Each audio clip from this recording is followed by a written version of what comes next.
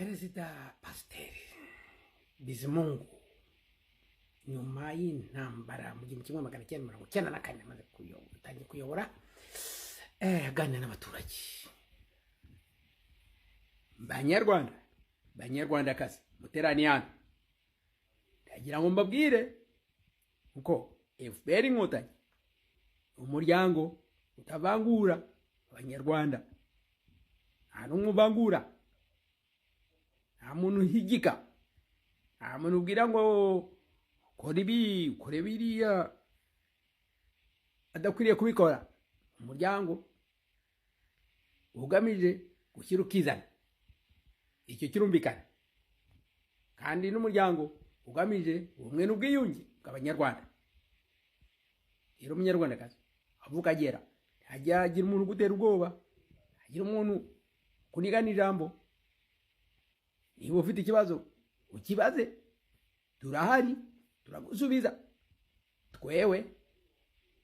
Mwewe buri umwe hano afite inshingano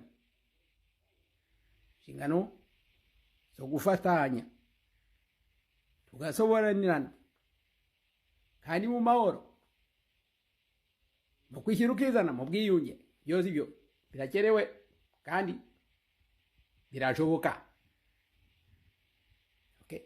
Ibyo navuze rero kugira ngo mwabyumvise. Hama rero umuntu wumva afite ikibazo nabaze tumusubize, kandi ntunigane n'ijambo, baza isanzure. Wowe hariya ari hakurya,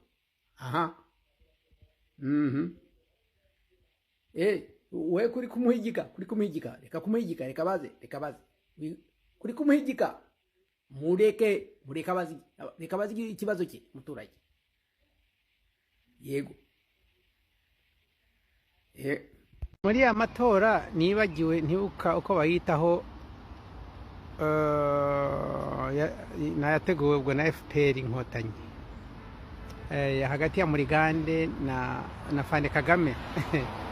Birangiye maze Dr Murigande aravuga ngo nyakubahwa Perezida wa Repubulika kandi ukaba uri na Perezida wa FPR Inkotanyi, ndagira ngo nkubwire ko uko uzayobora abanyarwanda byanze bikunze Imana izabikubaza.